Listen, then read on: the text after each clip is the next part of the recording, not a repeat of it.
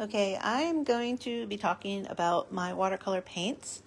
I get a lot of questions about what kind of watercolors to use, and I want to show you what I've used over the years and the brands that I have. Now, this is the colors that I've collected, and as you can see, yellow, blue, and reds are the colors that I've bought for the most part over the years, because you can mix your own colors and get awesome blends and mixes.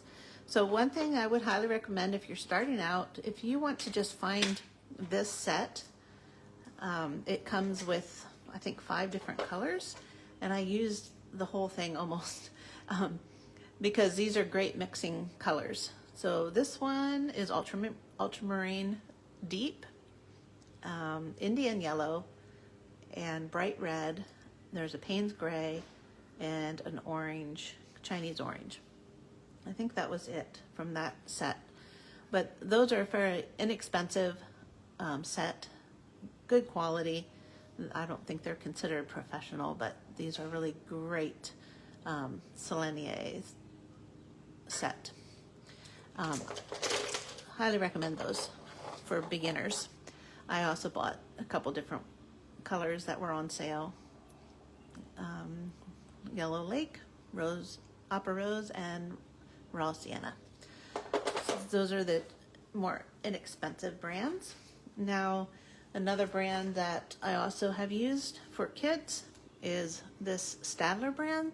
I got these in Canada. I think you can get them in the States, but they're also the liquid kind where you squeeze out a little bit onto your palette and let it dry, and then you can reconstitute it with water. So I have these little sets where I've filled my pans with the liquid watercolor and let them dry, and I put magnets on them, and then it's like a little travel kit.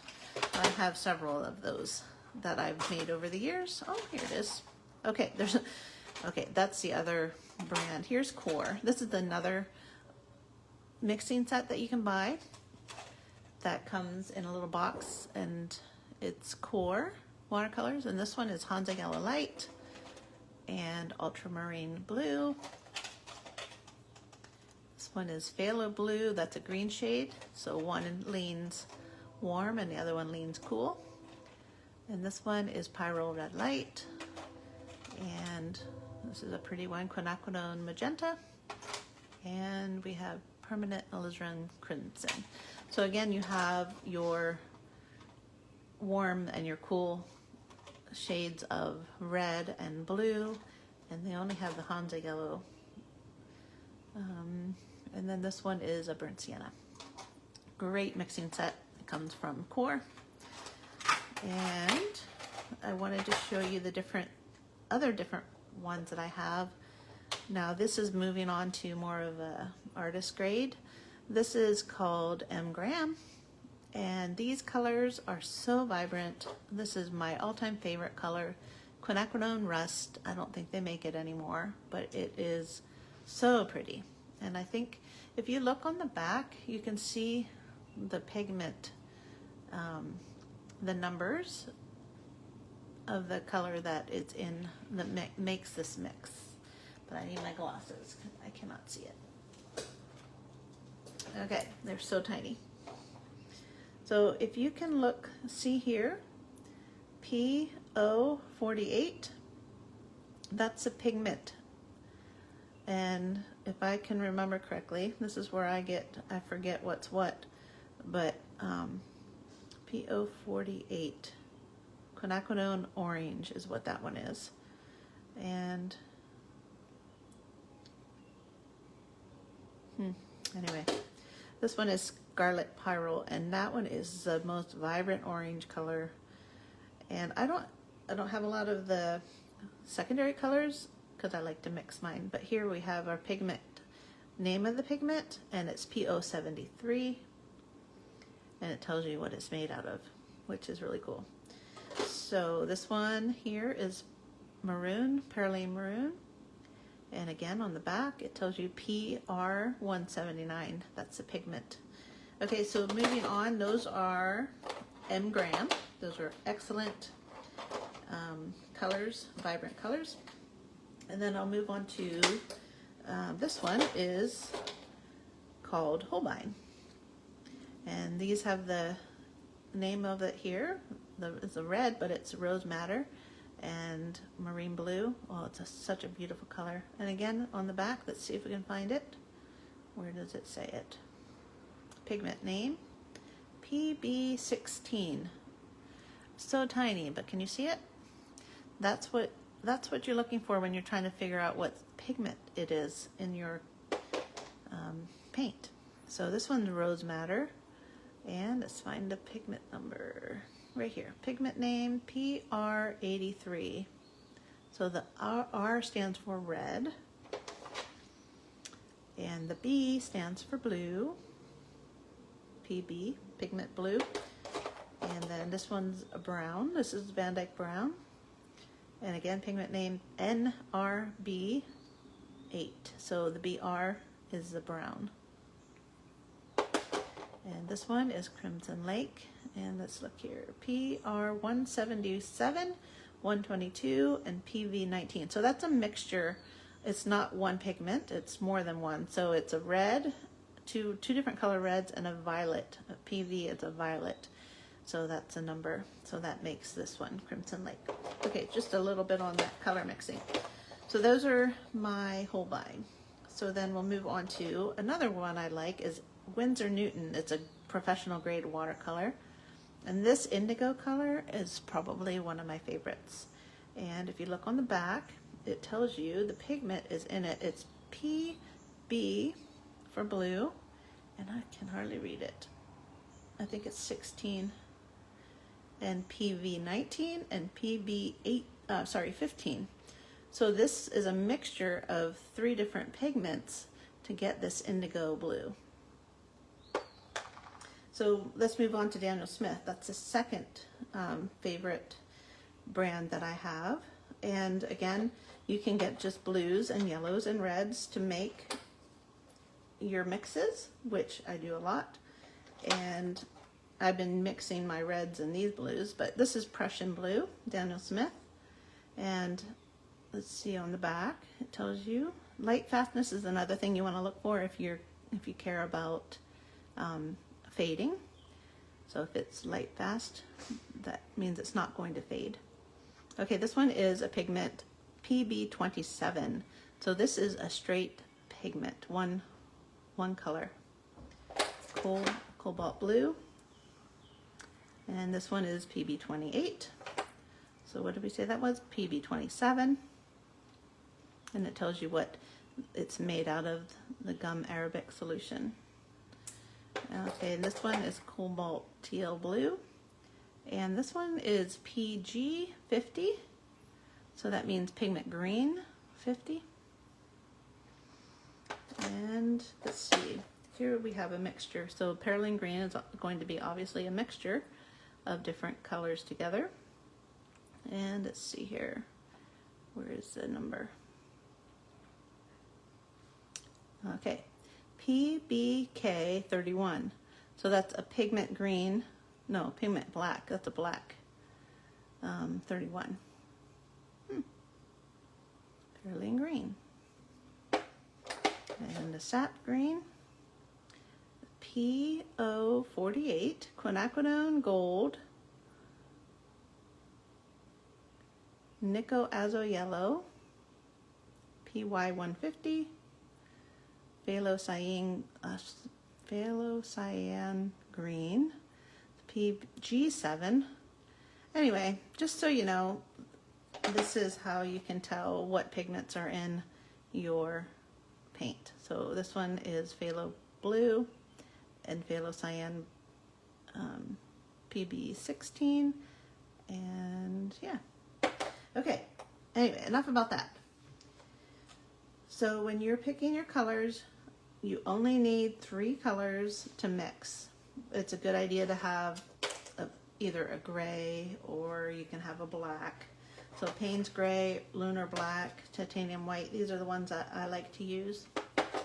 Then I have a burnt sienna and a raw umber, And then these are like a shimmery gold, and this one's more of an autumn mystery, and this one is a silver.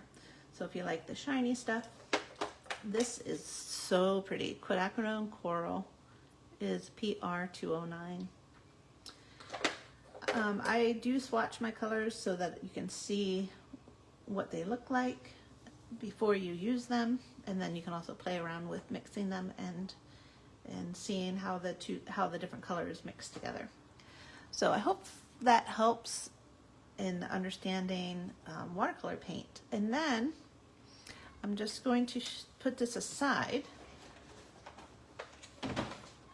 and I want to show you. Okay, just one sec.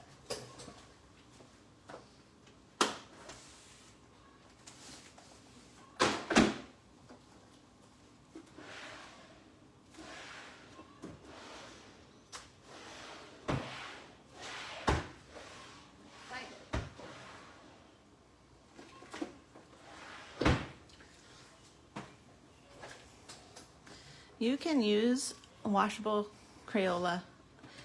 They're great for kids, but I'm going to tell you that if you want the effect that I'm showing, you're going to probably want a better quality watercolor, because this is good for kids, but I just want to tell you that if you want to learn watercolor, if you use this, you're going to be so frustrated. I had no idea that the quality paint made a difference. So I put that aside. Use this for young kids. Get a different, if you want an artist grade, or sorry, a student grade Staedtler brand, these are good for that. So I just want to show you what I do. This is my travel kit. We just got back from Florida. I took it with me on the road, and I want to show you, okay, this is the set of cores. I just hijacked the tin because I wanted to use it for my palette. So what I did, there's a video on my YouTube channel. You can look and find it, but I swatched out every single color on a piece of paper so that I could see it. And so you can see the names. I just wrote the name so I understand what the name is. And then I have this, just squeeze that paint into here and let it dry. And then there have a magnet on the back to keep them from moving around. And so just one thing I'll tell you about M-Gram. This one is a quinacridone rust that I love. They're made out of honey, and so they don't dry completely. So they're kind of messy, but because they're so vibrant, that's why they're still in my palette, because this is that Scarlet Pyrrole, which I love. And this is my Quin Rust, which I love. So they're only in there because they are so beautiful. But you just want to not touch the paint. That's all I would say. Okay. Some of these, this one here would have been, I think I bought a really cheap, inexpensive student grade paint, and I just put that in here with this one. So you can buy them already in the pans like this. But if you want to buy individual colors and you want to mix your own and make your own palette, that's the way to do it. Okay, so there's full pans and half pans, and I have my neutral colors down here, then I have my reds, and I have my yellows, and that is for mixing the warm colors. And then I have this one down here, and this is for mixing my cool colors. Okay, so you do not need this many paints, so I want to tell you that, because honestly, when we do this lesson, I think I used sap green and perylene green to do my leaves. That's it. And then I would have maybe used some indigo, and then I used some of the pretty colors. So look at this. So that is just simply perylene green and sap green. I think I used a teal color for this one. These are, I think I used some of these. So anyway, I'm just showing you this so you know that it doesn't have to be you don't need every single color of paint to do this project. And this is that Scarlet Pyrrole. And yeah, anyway, so just pick a few colors. If you want to go invest in a pile of watercolor paint, pick a couple different mixing colors that you can mix together, and I will include the list of the colors that I'm using in the lesson plans. Okay, another thing you want to have, let's see, that's watercolor. Again, this is just my traveling kit that I took with me when I went to Pensacola, and I don't take many brushes, and this is probably this number 3.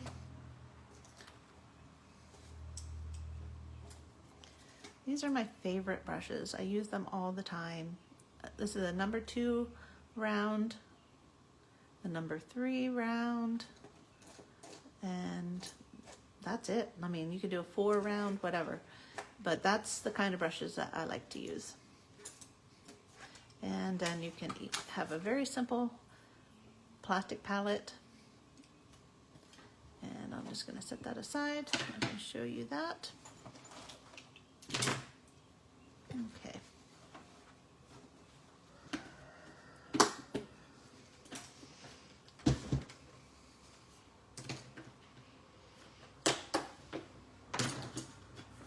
Okay, where's that at?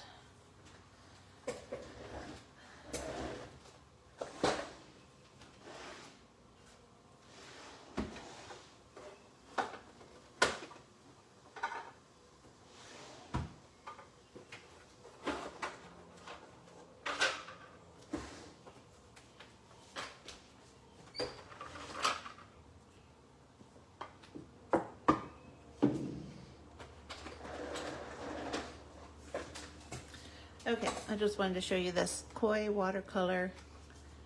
It comes like this. It comes with a palette, and you can put it right there. And then these are solid watercolors, so you just have to activate them with water, and then you can use this as your mixing tray. So this is a very simple kit that you can get. Works great if you don't want to bother making a travel kit. And let me show you one more thing. This is a ceramic plate that I picked up. Actually, my friend gave it to me, but you can get them at secondhand stores, and they work great because you can see the color. And again, this is all I used in doing the botanicals. This is that indigo color. This is sap green, and I think I had some perylene green here. This is the teal green color, and Payne's gray, quinacridone rust. These are probably quin magenta coral colors, and a yellow, and some red. So that is it. You do not need every single color under the sun to paint these botanicals. So pick a few, and this was my palette that I used. So when you're talking about palettes, you can find an inexpensive mixing palette like this, where you squeeze out the liquid watercolors and let them dry, and then you can reactivate them and mix them together.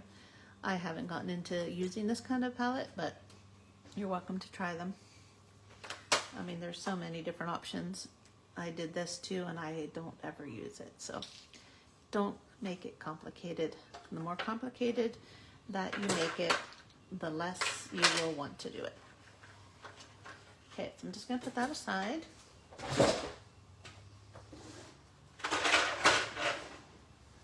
Okay, the next thing I want to show you is, okay, we are going to get set up to do our botanicals workshop. This is a mixed media workshop, and it is inspired by this simple design that I made, and I call it my cut and tuck. It's a cut and tuck method. So what we're going to be doing is we're going to be taking our inspiration from outside. We're going to go gather leaves, and then we're going to preserve them in some way, press them, keep them flat. So these weren't very flat, but they'll work. I pressed some rose leaves.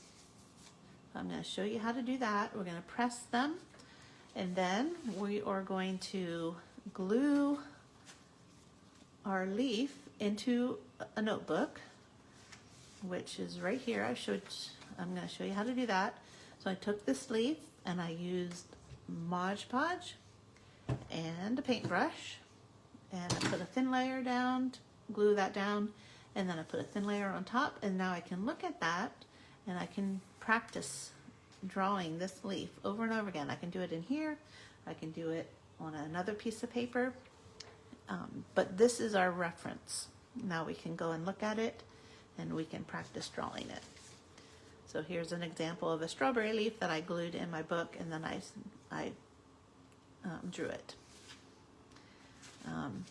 Here's another example.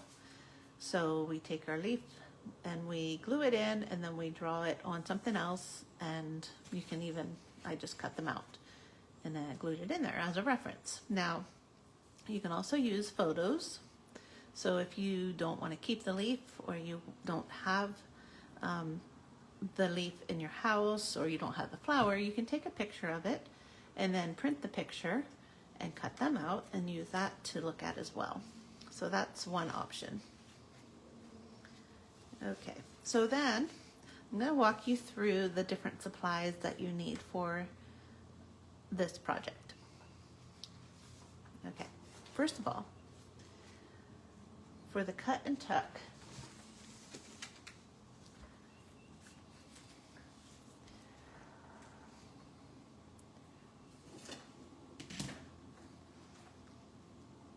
I'm going to take some pictures.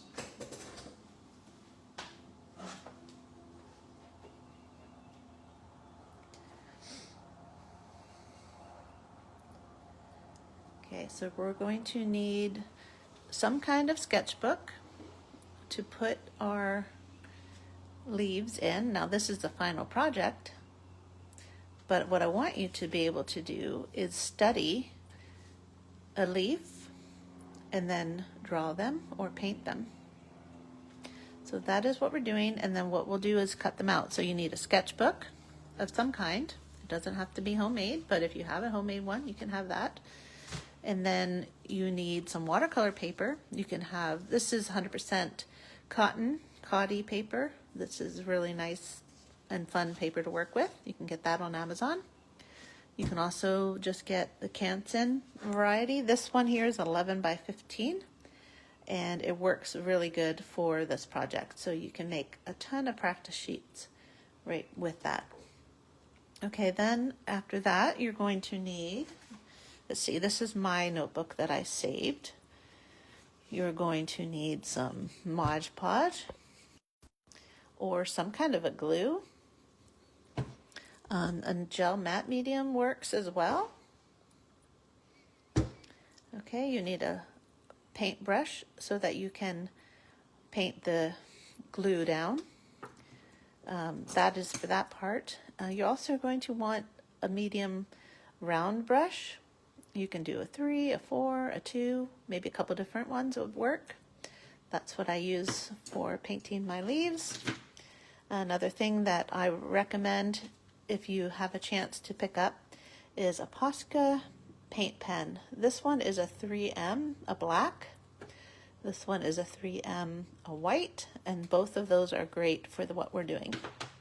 Another one that I used a lot in this project is a Staedtler pigment liner, a 0.07. That one is great. You're going to want a scissors. You're going to want a glass of water, a paper towel. I think I told you, but you want a palette and some colors, a couple of different watercolors. And you're going to need leaves, and I will take you on a journey to get them and show you how to press them and preserve them. You're going to want a heavy-duty book like this one. Here, I'll just put this aside here. Something heavy that you can press your leaves between. And then once we get our project all done, we're going to cut them out. So you're going to want something to store your cutouts in. And what else? That is all I had on my list, I think. The sketchbook. Yeah. If I can think of anything else, I will add it to the list.